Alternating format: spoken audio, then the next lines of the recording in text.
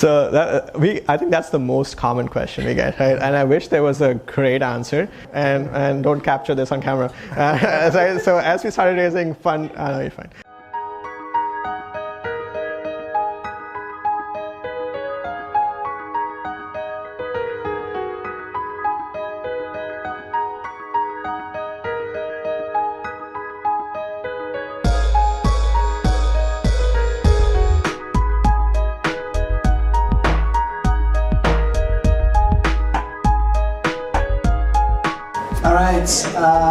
So everybody, welcome. My name is Tom Dennison, and I run Startup Grind Chicago. So who has not been to Startup Grind before? Raise your hand.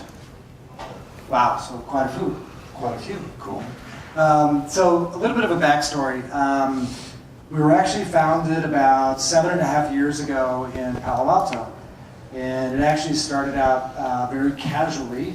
Our founder, Derek Anderson, just decided to get together with some other early stage founders and just kind of share stories with each other and hopefully learn from each other.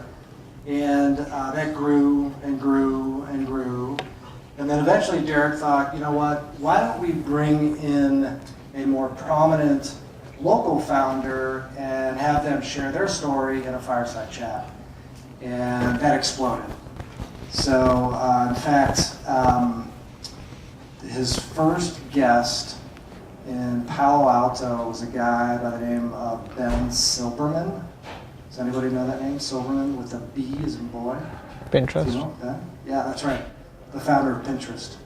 So anyway, from there we just exploded. I started Startup Grind here about 5.5 years ago. We've hosted over 50 events here in Chicago. I was the 5th or 6th city, I think, in Startup Grind. We're now in over 300 cities around the world. Pretty cool, right? Let's hear it. So even better than that, and more importantly, about a year ago, we reached our 1 millionth entrepreneur around the world. So that's pretty cool. Coming up next week, which is why we're hosting tonight a week earlier than normal, we have our global event. It is actually our 6th annual global event. It's in Redwood City. And this year, we will have over 5,000 attendees. We will have well over 100 guest speakers. And you might have heard of some of them, like Reid Hoffman. Anybody name ring a bell? I don't know. And others. And so it's really, really incredible. And on top of that, over the past 3 years, we started having startups exhibit at the conference. So this year we will have 175 startups that will exhibit. And I can tell you from going to each one of these, there have been startups who have gotten funded at the conference. And what I mean by that is literally a term sheet and a check over 2 days. So it's amazing stuff. If anybody can go next week, reach out to me. I know it's very, very soon. But think about it for next year. So anyway, so why are we here? Like, what is this all about? So it's really about 3 things, very simply. It's about inspiration, education, and connection. And so the first 2, inspiration and education, we have phenomenal guests that will certainly take care of that. Forget to turn off their cell phones. But the third piece, connection, is really up to you. So what I would challenge everybody here to do tonight is to really connect with somebody. And so what do I mean by that? Yeah, exchange business cards, whatever. I mean, actually, this isn't networking, this is connecting. So meet somebody here tonight, make plans to meet up with them over coffee or lunch, a beer or whatever. And if you do that with just one other person that you meet here tonight, I promise you only great things will follow. All right, everybody up for that? Cool. So before we get started, one thing I do want to thank WeWork. Let's give it up for WeWork. Grace in the background. Do you want to say anything, Grace? No, nothing? Okay. So If you're interested in working out of WeWork, touch base with Grace in the back. Love WeWork. I have sort of a personal relationship with WeWork. A side gig, filmmaker, documentary on this incredible band called the Exoneree Band, made up of 5 guys that were all wrongfully convicted for 10 to 29 years. Incredible stuff, incredible band. WeWork actually seed funded our project. So they have this thing called the Creator Awards. I would definitely check it out. So we do love WeWork and the food and the beer. Anyway, so before we get started, I'm going to have Mads, our Startup Grind co-director here in Chicago, talk a little bit about social media and how to share and post and where and all of that. Here we go, Mads.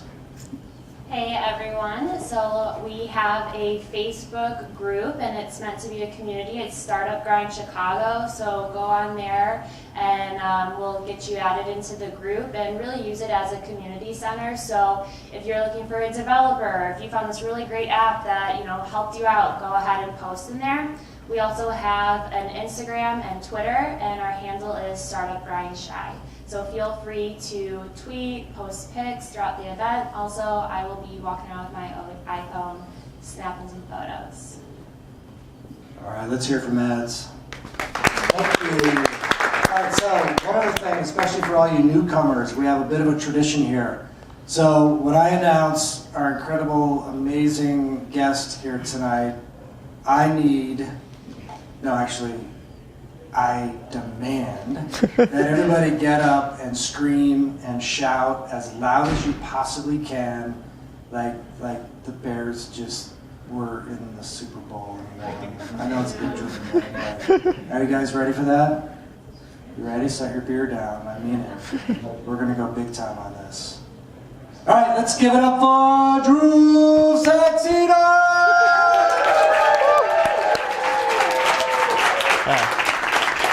Thank you. Thank you. Nicely done.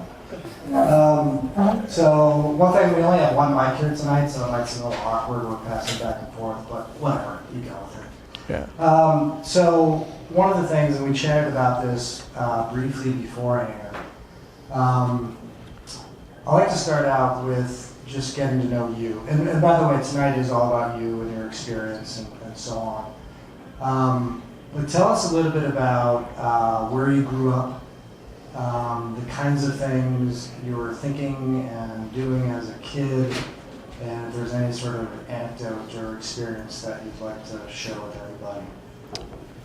Sure. Yeah. Thanks, Tom, for having me. So I grew up in New Delhi, India. So growing up in Delhi, big family, like all Indian families. And I got to... So in high school, I wanted to be a doctor, so I wasn't really planning to be an engineer. But I couldn't get into med schools in India, so I said, oh, maybe engineering is plan B. And that's like very typical. You have to be a doctor or you have to be an engineer, right? So I did not disappoint my parents that much. So I got to the States in 2007. I applied to engineering at Purdue, got in as an electrical engineer. Graduated with my undergrad in 2009 and applied for and I wanted to teach, so after my undergrad I got into a direct PhD program at Purdue for image processing. So I started on my PhD program, and so 2 years into my PhD program I was halfway there, because it was a direct PhD program. You could complete your PhD in 4 years. So this is 2011. I'm 2 years in. I've done my preliminary exams, or the basic stuff that you need to do to get to your PhD. And then I was like, this is so slow. If I spend 2 more years here, this is going to be a massive waste of my time. And I'm going to end up having a PhD and not knowing what I want to do. So then I say, okay, I need to find my way out. So then I talked to my PhD professor and I said, I'm going to just give me maybe 2 or 3 years to take a leave of absence. And I'm going to come right back once I figure out what I want to do. So then I started applying for, so I got out in 2011 with a master's. So he was kind enough to say, okay, you have the minimum coursework. I'll give you a master's. I'll put you on a leave of absence. And once you figure it out, we'll bring you back to complete your PhD. So then I got to Chicago in 2012, and because I had done enough engineering courses, I knew a little bit how to program. So I got into this other startup, because now at this point I really didn't know what to do, but I was super fascinated by like the startups. And this is like '07, like all my years at Purdue, like startups wasn't a big thing. Like now I guess in universities, they actually tell you about this concept of startups, and you can actually either work for a startup or you can start your own startup. But maybe back then in '09, '10, nobody really talked about startups on campus. So your success coming out of school was either you go join a big company like Microsoft or Google, or one of these, or consulting companies or whatever. So in 2010, like right when I was trying to figure out what to do, I got to learn about startups, and I got fascinated by the startups. And I was like, man, I wish I was like just part of a startup, because apparently in startup you can join as anything, because there's so much stuff to be done, and then hopefully you figure your path out. And so I started looking up on LinkedIn, like what are the most common like entry points for startups, and the common trait, it seemed to be like be good at programming. So I thought, oh wow, so I went to school for engineering, this is my way in.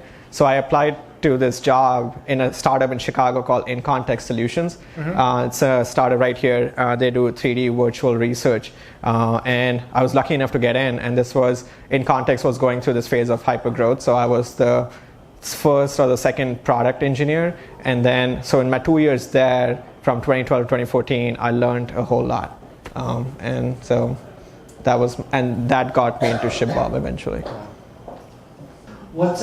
So one of the things you mentioned there, you passed through it kind of quickly. You said you started undergraduate school in 2007, and then you graduated though in 2009. Yeah. Did I hear that right? So you got an engineering degree in 2 years? I had a few courses from home. Okay, yeah. Got it. I wasn't that smart, no. Yeah, engineering at Purdue, that's huge. But so what's interesting is that I think you and I met probably not long after that. Yeah. And this is something that's really interesting to me, is that I've been following you since that moment that we first met, and seen you progress. But let's start with that and talk about your first startup, and specifically the problem that you were looking to solve. Yeah. So I think you're referring to 2012. So 2012, 2013 or so. So this is like I joined In Context Solutions. I learned a whole lot, and I was itching to do something of my own. So while I was still working at In Context Solutions, on the side, we would dabble with a lot of different startup ideas. So this is one of those startup ideas. My wife is right here. So she was on this startup with me, where we had a lot of pictures on our cell phone, and we were trying to figure out a way to basically print them and snail mail them to my parents back home in India. And we walked to a CVS or a Walgreens to print those pictures out, and we had to connect our phone to the kiosk and go through that entire process. So this is like, we were itching to do any startup, so we said, oh, let's solve this one problem of having to print pictures by only walking to a CVS or a Walgreens. So what we did was, because I had an engineering background, is we wrote a small bot, and how that bot worked was, you would text a photo on your cell phone to a number 343434 with a personal message, and our bot would pick that picture up and print it, and then it would ask you which address you want to ship it to, and it would apply some filters, and then it would snail mail it to that particular address, and it was all done over a bot, so you didn't really have to like go and log in anywhere, and it would take your credit card through a text message or something. And I think I met you because I was wanting to scale that startup. And I think we barely had like 5 or 10 or 15 users. And all those users were either my wife's family or like or you, right? Or my friends back home at Purdue. And I think scaling for that startup, then we moved from like just from a text messaging bot to like you could connect it to a Dropbox, and it would sync all your photos from your Dropbox and then print them and then mail them out. So that was one startup I think I consulted you on. They were at least, so that one didn't really that one panned out, but then we sort of gave up on it. There were like at least 2 or 3 more before ShipBob was started. So, but walk us through those, because I know that part of your process of going through these startups was you encountered a problem that really was, I think, and you can explain the genesis of ShipBob. Yeah.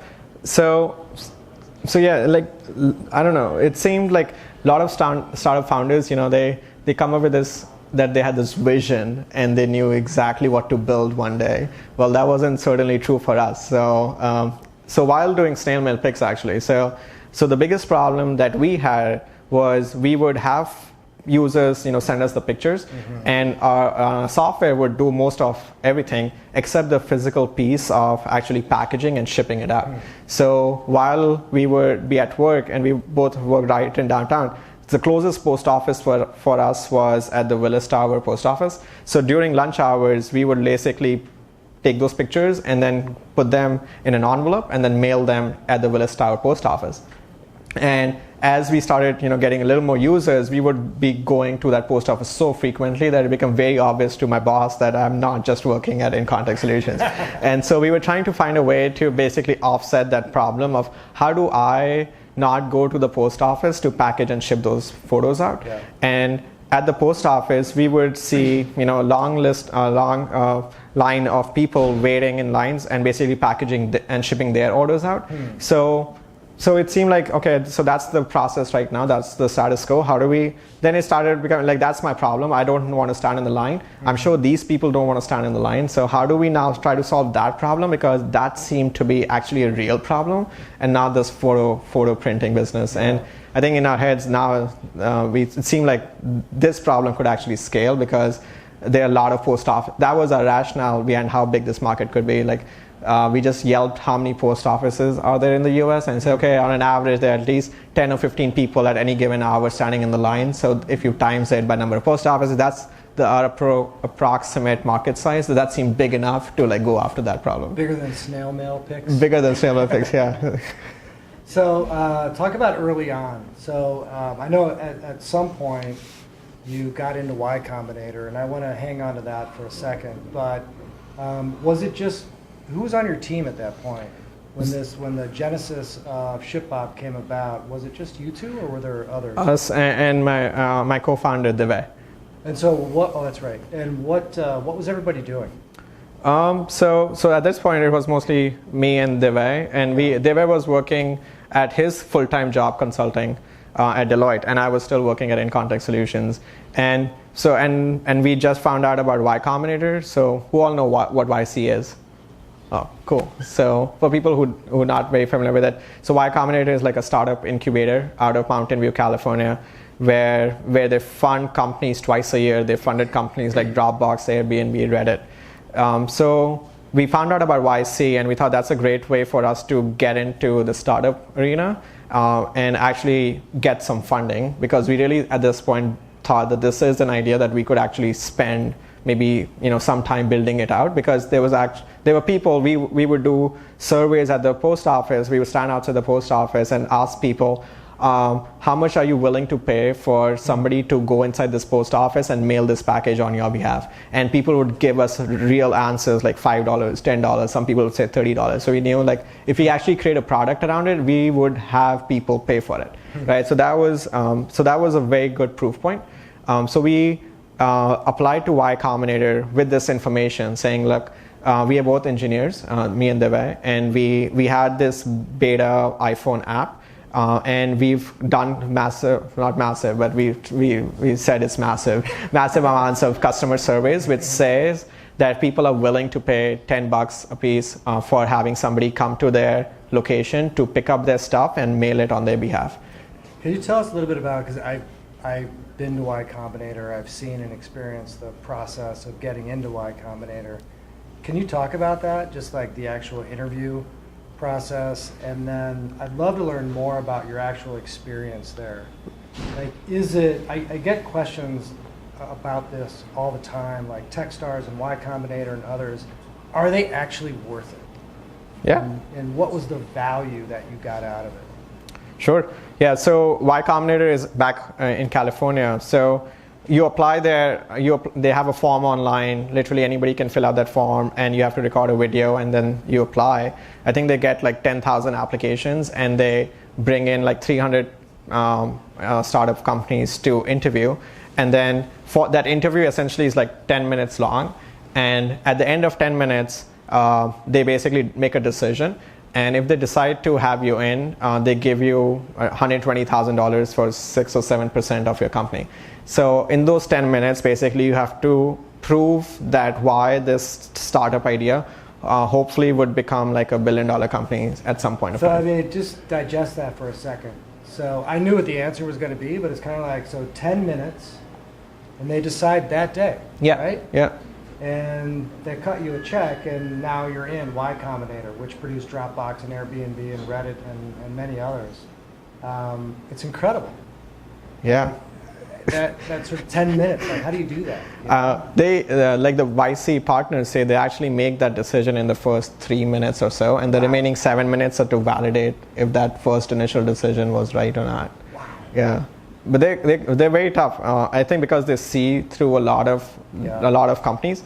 So at that point, you know, most of the companies at us, like us, where we were in 2014 when we got into YC, you really couldn't bet on the product, or maybe you could have a gut feel or gut sense on the market size. What YC is typically betting on is that the founders know each other, and they're going to stick this out for the next 5-10 years. So and that's also, you know, early stage startup, like the product keeps evolving. So if you for YC is not betting on this product is the absolute best product out there. They're literally betting that the founders will not kill each other while they're trying to build the startup. And if they see enough of founder chemistry and there's a real story as to why did the founders land at this product, then they're willing to back it up.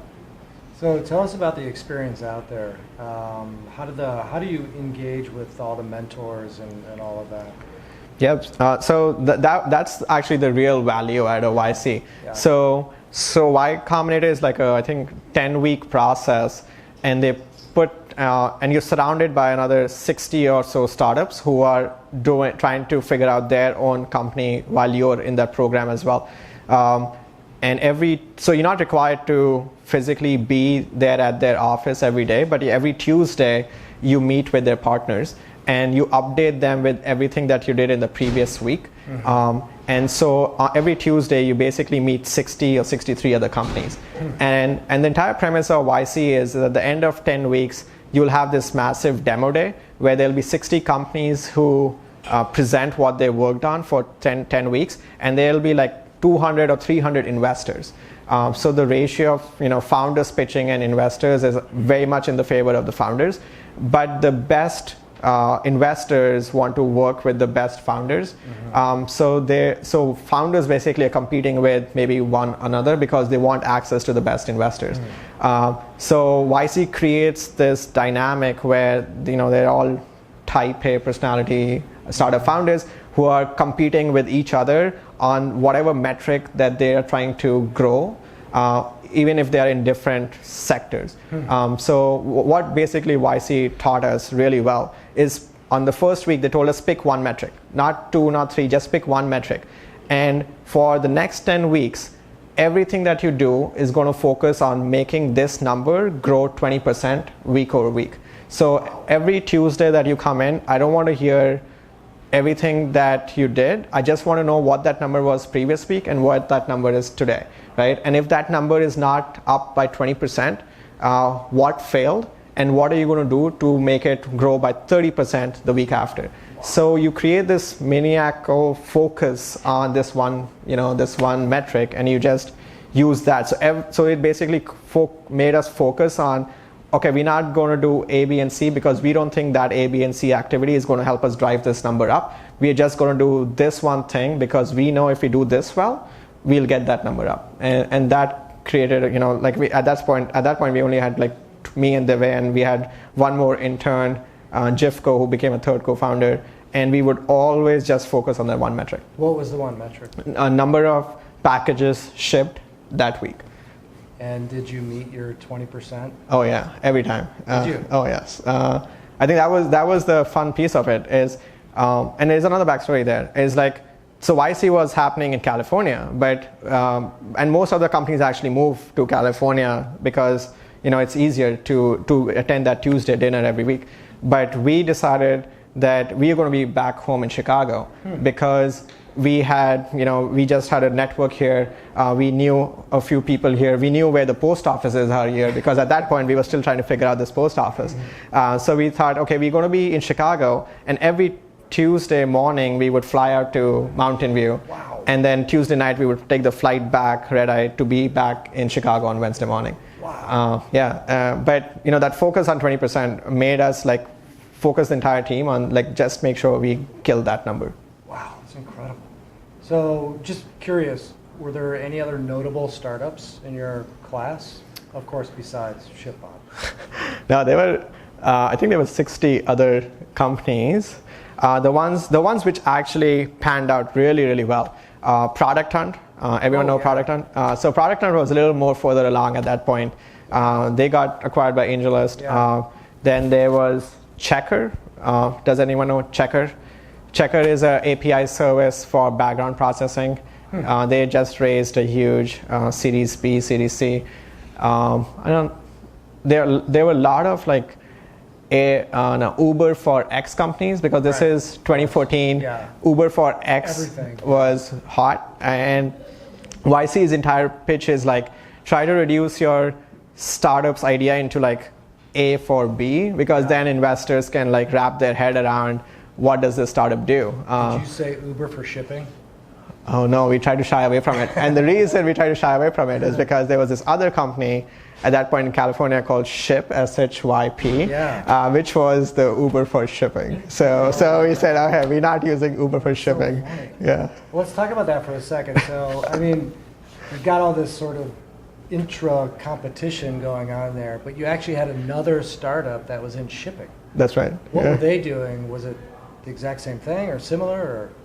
I think it was fairly similar, but except we were focused more on picking up stuff from businesses, and their entire model was we are going to pick stuff from customers. Got it. So we were, integrating with eBay and all of the other platforms that businesses use to sell stuff because that was the initial pain point that we had seen at the post office, that people are standing in line because these are e-commerce hobbyists, people who are selling stuff on eBay who need some help. And whereas Ship's model was, I'm a regular person, I have a package to ship, and I need some help. Got it. So that's a 10-week program, Yeah. right? So when you get back, you've hit all your goals, 20% week over week. Sure did. As soon as you get back, then what? What's your sort of immediate action? Do you realize you need to hire some people, or what did you do?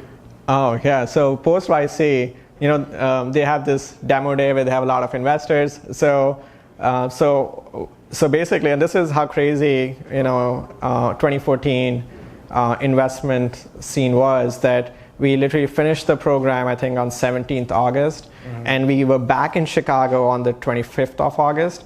And in that 7-day period, we raised $1 million seed round.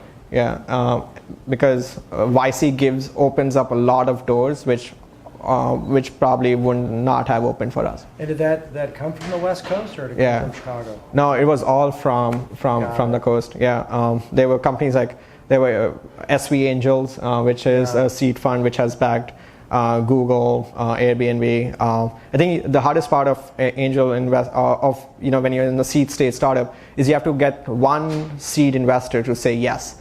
And if you get one to say yes, the rest usually follow. Yeah. So if so that was again our goal was, let's find one and hopefully that one is a good brand name, because then the rest of the angel investors usually assume that the one that said yes has done their diligence, and then at that point they are basically following the first person. So now you've got $1 million in the bank. What did you do? We got back to Chicago because we realized that the rents in California are way higher. So we got our office space right around Goose Island, and we started building a product.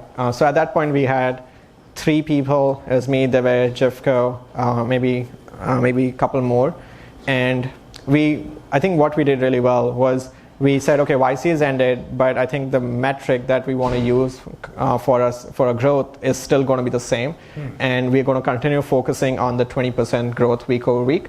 And so what we started doing was, we would code during the night.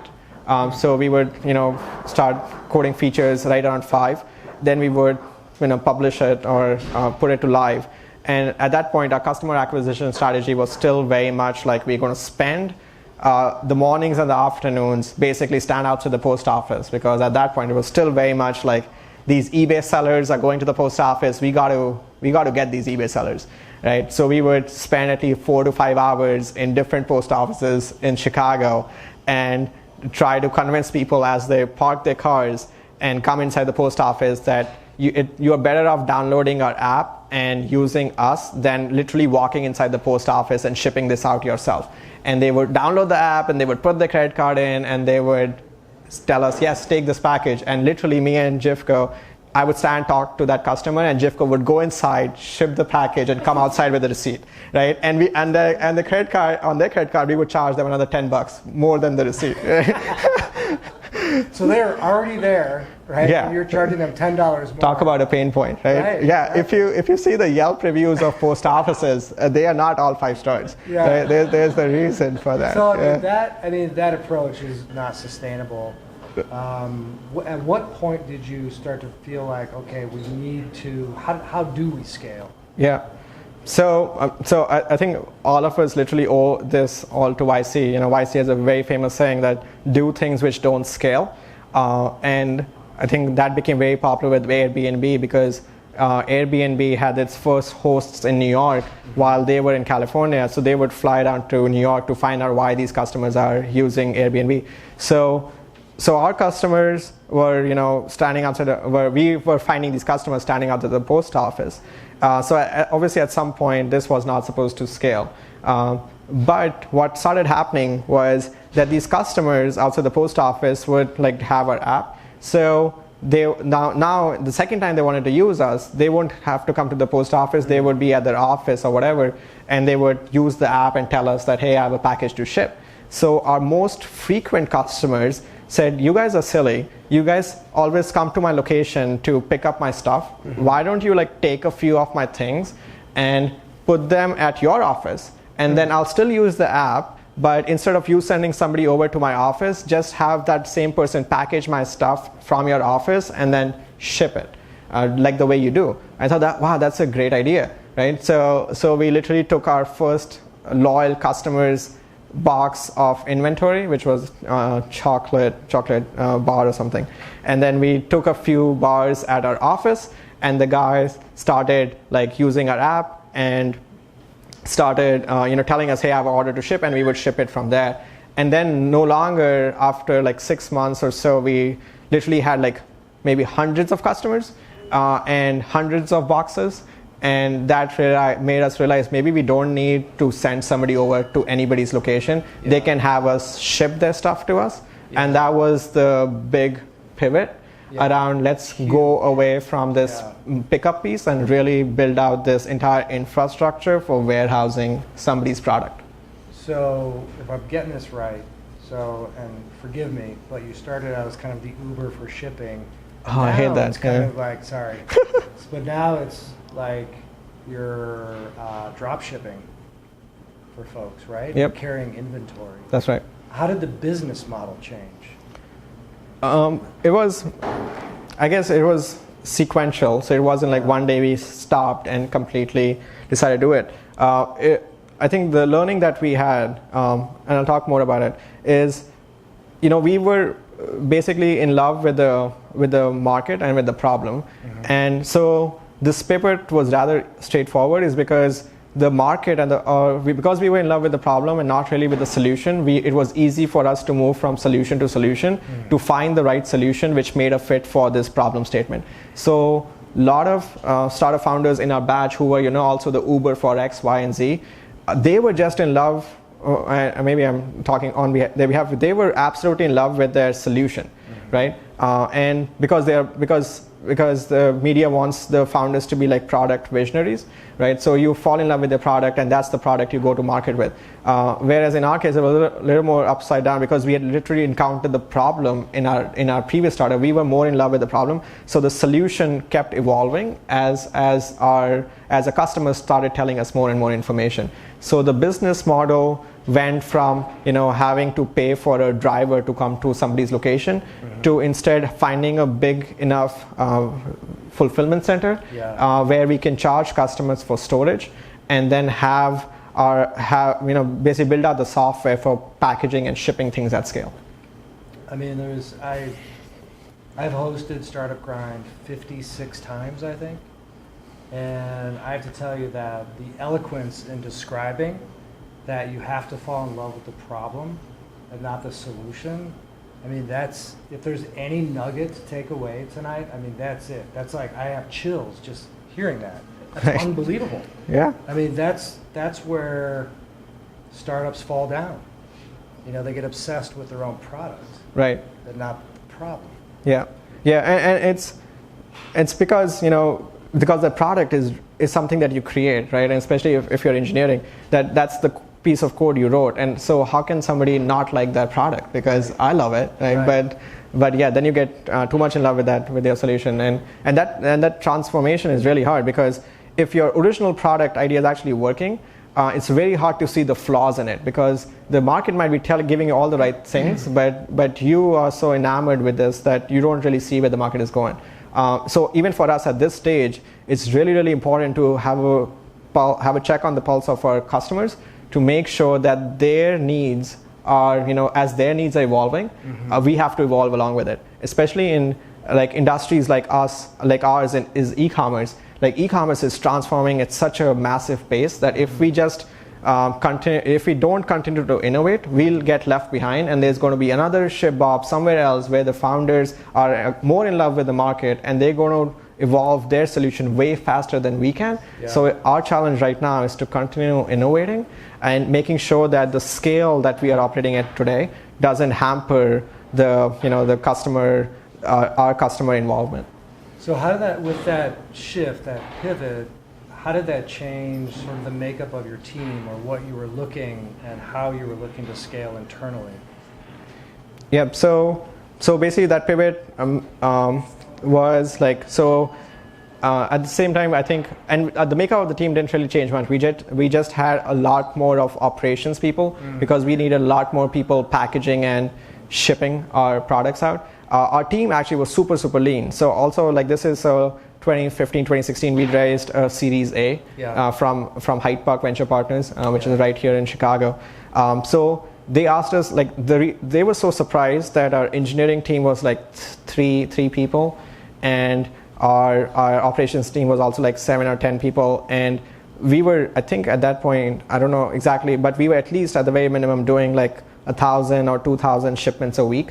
So it wasn't that huge, but they were surprised that there's such a lean team, and we are still shipping out so much product. So that's also the counterintuitive thing, which maybe not a lot of operational investors realize, that most investors look at how many engineers you have. The more engineers you have, probably the better the company is, because more engineers, better product, better company. It's actually the reverse, because as you increase the number of your company employees, it's even harder to get everyone on the same page, because no longer are you all in the same room. So we, in fact, I think we were super lean, and that was also the reason why we could grow so fast, is because we just didn't have to coordinate with 5 different people and get them all on the same page. So we didn't have any meetings to make sure, are you all on the same page? Because if you weren't, you won't be in the room. Right. So it was much, much easier for us to like quickly, innovate and keep chugging along. So one of the biggest changes, I would think, so when you were hustling at the post office, getting customers, it's almost B2C-ish. Like, I mean, I know there might be small businesses there, but you're interfacing directly with the customer. Mm-hmm. What is the strategy, or what did the strategy become after that? Like, talk about your customer acquisition strategy. Yeah, so the customer acquisition at that point, once we decided we wanted to actually warehouse inventory for our customers, was purely we have to sell to e-commerce businesses, right? So no longer are we talking to regular customers outside the post office. We are going to find e-commerce businesses who want to, who need some help around their warehousing logistics, and there were a lot of tailwinds which actually were in our favor at that point. So there are these. So 5 years ago, if you wanted to start an e-commerce company, you would have to hire engineers like me who would create your entire shopping cart, create your back-end platform. But 2014, 2015 onwards, there were these platforms like Shopify, BigCommerce, Magento, where no longer did you have to have an engineering background to set up your online e-commerce store. So you could literally just go to Shopify, choose your domain name, drag and drop images, and now you have an e-commerce website ready. So we took advantage of these platforms because now, like once these platforms like Shopify, BigCommerce, became at scale, ShipBob could integrate with Shopify and suddenly service hundreds of thousands of Shopify merchants, which literally could not have been true 4 years ago. Because these platforms just did not exist at scale.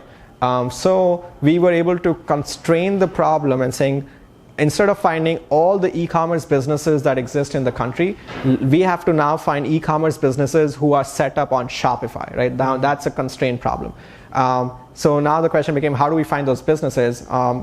Like if you have engineering backgrounds, you figure out, okay, maybe if there's a way for me to scrape some lists and find out if this e-commerce business is built on top of Shopify, maybe I can reach out to them, right? And that's what we started doing. So we would find lists of e-commerce businesses. We would run them through a scraper. And if you created your website on top of Shopify, like Shopify adds some tags. So we were able to figure out, okay, out of this list of 100,000 merchants, these are the 1,000 Shopify websites. We would then figure out their phone numbers and we would call them, and it all seemed to work. Unbelievable. Now, do you guys integrate though with Shopify? Like, have you got to that point now? Yeah. Okay. So we integrate with Shopify, BigCommerce, Magento. We have like 14 different platforms we work with now. So if I go to Shopify and I set up my own store, then you might be some sort of app that could integrate with my store. That's right. Yeah. Wow. Yeah. And the problem evolved from there on is like once we had this figured out, now we have fulfillment centers in 5 U.S. cities: Chicago, New York, LA, San Francisco, Dallas. And the problem statement again has changed because, like you mentioned, it's no fun just being a drop shipper, right? But who all are here Amazon Prime members, right? Everyone in the room, right? So if you're on Amazon Prime, you all enjoy Amazon 2-day delivery, right? Everything gets delivered to you in 2 days.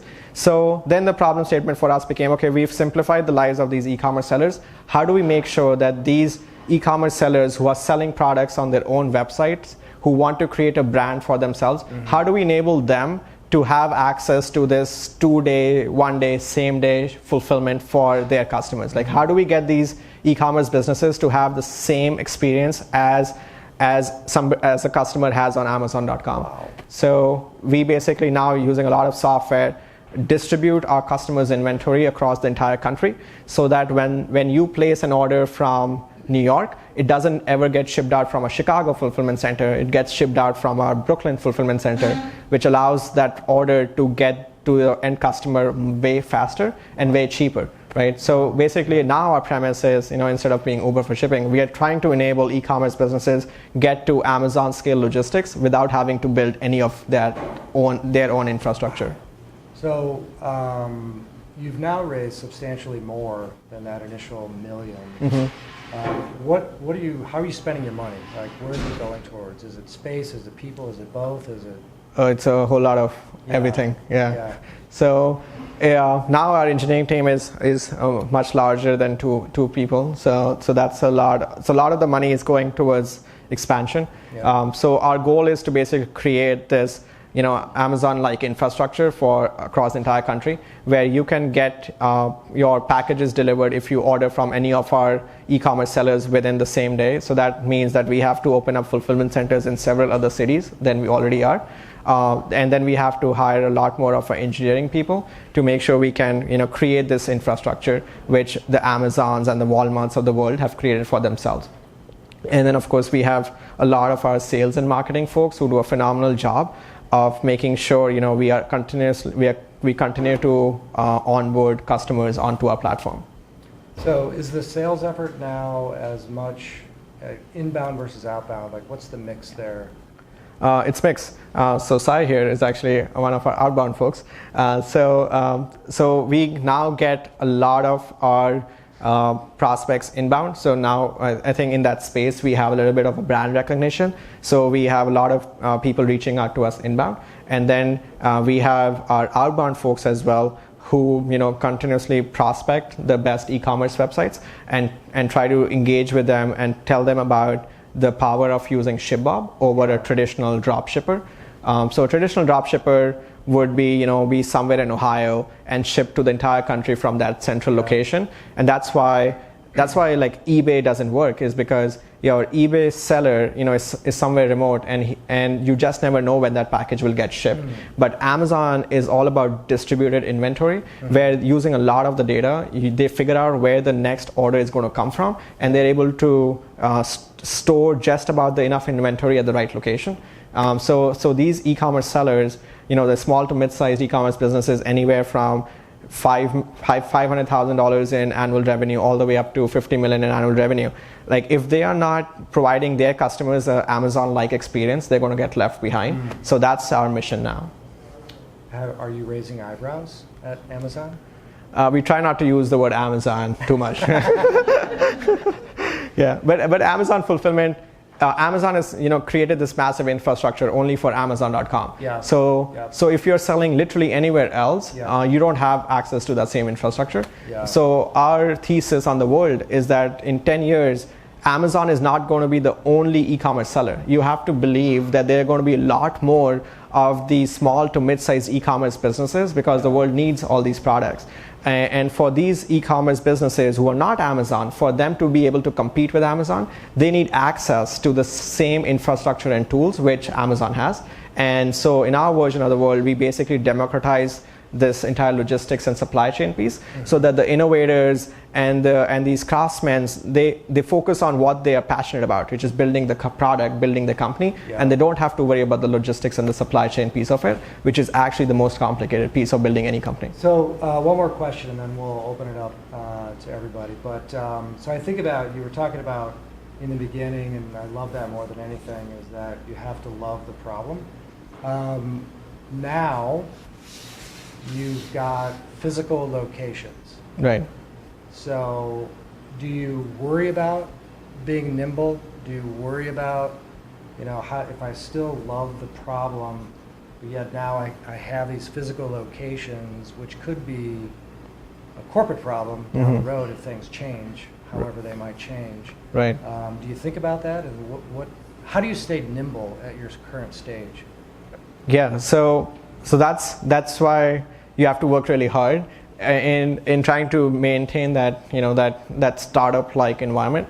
Well, first, to continue to stay nimble, you basically hire a lot of smart people around you who can help you in that day-to-day sort of a management piece of it. So we have an incredible set of leaders who manage the tactical or do a phenomenal job of building out our sales, marketing, engineering, operations, all of those core functions. So that allows us to, we are basically the corporate yes. So like if all of these experienced people say, we shouldn't do it because it's going to be very risky, we are like no, let's do it because we have. So it's like the founders drive the pace of a company. So that's our job, right? So that at least that's what I think our job is, to make sure that these experienced managers who are used to making sure that they're responsible for not taking a whole lot of risk, so they want to be careful. But it's our job to continuously drive them to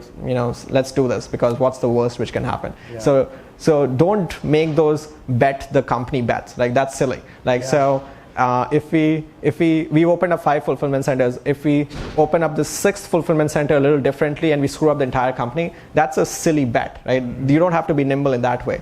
But you should be allowed to make a lot of these small bets, like these small tweaks, which then if they succeed, then they improve the outcome of the company by 10x, right? So that comes by a lot of like having those early days experience and driving it throughout the company. So that's our most important job, is to maintain that culture as we have scaled from 3 people to I think over 150 people now. Wow, incredible, cool. All right, let's open it up. Questions? Yeah. How do you handle carriage charges or turnover ratios for the clients that you have the product in there? It's not turning over a cost structure. How do you handle? We actually charge our customers for the warehousing piece of it. So think of it as a rent for having your inventory at our fulfillment centers. So even if it's not turning, you are being charged a storage fee because you're taking up space at the fulfillment center. So that pays for some of it. And through our software, we handle a lot of that RMAs and the returns and stuff like that, which allows us to then restock the returns in our fulfillment centers. Cool. Questions? Yeah. I'm curious about the branding and packaging materials aspect of it. So, is that something that that's evolved with your company, or in the different fulfillment centers? Like, how are you doing that? And specifically, like, so if let's say I have an e-commerce platform within the packaging, is ShipBob next to that specific brand? Right, that's a great question. So it's not our packaging at all. So we use standard boxes because our mission is to basically represent your brand, right? So we are not messaging or branding ShipBob in any of those boxes, because that box is a representation of what you are and what your brand is, and not what ShipBob is. And that's a key differentiator between not selling on Amazon.com if you're trying to create a direct-to-consumer brand, is because that product, if you buy it on Amazon, is going to be on an Amazon branded box. So the customer will no longer associate that product with you, but will associate it with Amazon. So that's why most of our customers use Amazon, but they also sell on their own website, because that website is a representation of who they are. And through us, we have a lot of partnerships with these box manufacturing companies, where you can customize the box to what your brand is, and then those boxes live in our fulfillment centers, and then we use those boxes when we are trying to package and ship that product out. So what's the roadmap ahead for the U.S., and are you looking globally? No, so the roadmap ahead is basically scaling this out. So right now we cover, I think, 98% of the US population within 2 days. The goal is to get to 100% of the US population within next day. So that means opening up more fulfillment centers. And when you open up fulfillment centers, you have to fill them up with customers' product and inventory. So that means scaling out our sales and marketing efforts, and then also follow it up with engineering. Got it. Yep. Cool. More questions? Yeah. So if somebody has an e-commerce store such as on Shopify, for example, and then they don't know per se where their orders will be coming from, is it tasked on your client to tell you, hey, what fulfillment warehouse I should be sending my inventory to? Or do you have an algorithm to assist the client in saying, hey, send 20% to Brooklyn and 60% to California based on historical data, or what's the case there? Right. Now, good question. So it depends on what size of a e-commerce company you are. So a lot of our bigger customers, they have 2 years or 3 years of history of shipping history with them. So we are able to use their past history before they were using ShipBob to basically figure out what the historical trends for their sales are, and then we use our own algorithm to basically route that inventory across our entire network. So you as a seller basically send it to our hub, and then we are able to distribute it to our spokes, which is all of these regional fulfillment centers. So you don't have to worry about sending 20% to Brooklyn, 40% to LA, because you can send everything to the hub, and then we take care of the transportation. Okay, thank you. Yeah. Before you raised the second round from Hyde Park Angels, till how long was it after Y Combinator, and also how much revenue were you guys generating by that point? Yeah, so I think we raised a seed round in 2014. Hyde Park was 2016, so 2 years. I won't be able to comment on the revenue figures, but let's just say we were growing quickly. So it was, I think, but yeah, Series A actually, this was 2016, or maybe it was 2015. Yeah, all this timelines all blend in because you're just working on the same problem for 3 years. But the Series A actually was a lot of work because Uber for X at that point was like not the hottest thing anymore, and nobody wanted to fund. And I think that's just true because if you're doing anything hard tech or you're doing anything which is not pure software only, then you have to be very careful with the investors that you work with, because most of these investors shy away from making investments which are not pure software. So in our case, it was software and real estate. So we had to work our way in finding investors who were willing to make those big bets. Yeah, I want to go over here. So it sounds like your ideal customers to see in the e-commerce space line off their own website or Shopify site. So can you talk through what the genesis of a customer is like for you? Because if you're shipping off your own website, you're only just starting out, right?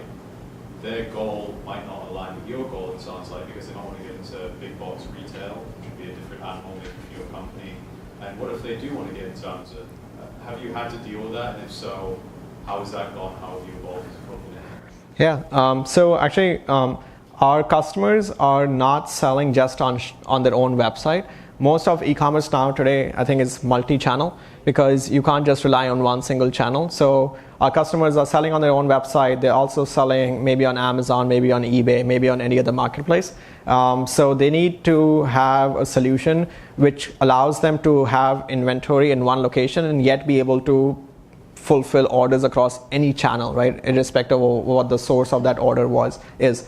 So I guess, was that your question? And it's kind of a different fulfillment method for you guys, though, right? So I imagine you're built for these onesie, twosie orders. So then, what if somebody gets into Target, Got it. all of America? How do you address that challenge for them? Yeah, so that's a good question. So that's evolving as a company is growing, but that is very different from shipping e-commerce orders out, which are, to your point, only singles and twos. So now we are starting to get into LTL shipping, which is essentially for these freight shipments. So our focus is still very much e-commerce because we think e-commerce is still in its very early days, and it's going to continue growing 10 to 15% year over year, and these direct-to-consumer brands also realize that their best customers are also buying online. So if they start selling into Target and Best Buy, their margins are not what they look like when they're selling purely on e-commerce. So most of these modern e-commerce brands actually spend a lot of money on the e-commerce presence and not necessarily trying to get a deal into Target or Best Buy, because they realize that they're going to get commoditized with the hundreds of other competition that they have out there. So I think that's the bet that we are making, that e-commerce is going to be a big piece of these direct-to-consumer brands. Has your one key metric changed and evolved over time? You use more metrics? And to your point about making those pivots, do you use that one key metric to make those pivots, or you look for something else to, for example, look from the market standpoint where it is heading and all those new areas you're trying to expand into? What are the things that you look for to use those metrics to kind of move into? Yeah. So our metric has changed a little bit, but it hasn't swayed a whole lot. So instead of looking at packages shipped a week, we now look at revenue per month and revenue per quarter. So that's the change. And in terms of making pivots, right? It comes back to hopefully we're not making a whole lot of pivots where every time we speak, we are talking about a completely different business idea, right? So I think pivot is more like bet the company bets, right? You don't get to make those bets every 6 months, because if you are, then you just have no idea what your customers want, right? So I don't believe in making those bet the company bets every 6 months. What I do think is you have to make small tweaks, right? And those tweaks are like experiments, and those experiments will guide you, will maybe succeed in their outcome and tell you a different story, or they'll fail, but that's okay because they were supposed to be an experiment to begin with, right? And its definition of experiment is like it's a hypothesis and you don't know what the outcome would be. If you already know what the outcome is, it's not an experiment, right? Then that's a strategy, and then if you fail, you already failed, right? So if you fail an experiment, that's the market telling you that's not the right idea. So we make a lot of those experiments or small tiny bets, and some of them pay out and lead to massive outcomes, like our 2-day fulfillment network and our same-day promise, and some of them don't pan out. All right, one more. Right here. Where did the name ShipBob come from? Oh, geez. So I think that's the most common question we get, right? And I wish there was a great answer. I think ShipBob came from because we were my wife Disha and we were, I think, just trying to browse different website domain names, and Ship Tiger was taken and Ship Leopard was taken, and we said ShipBob is for $5.99. That's the one we choose, right? And I think over time, and don't capture this on camera. So as we started raising fund, you're fine. And when we started raising, capital, and obviously ShipBob is not the name that you hear often. So investors would ask us the same question, and we tried to come up with a lot of creative stories. So the story which sticked is like Bob means bending over backwards. So we are bending over backwards for your shipping needs. All right, let's give it up for Dhruv Saxena. Thank you so much. Extraordinary. Thank you.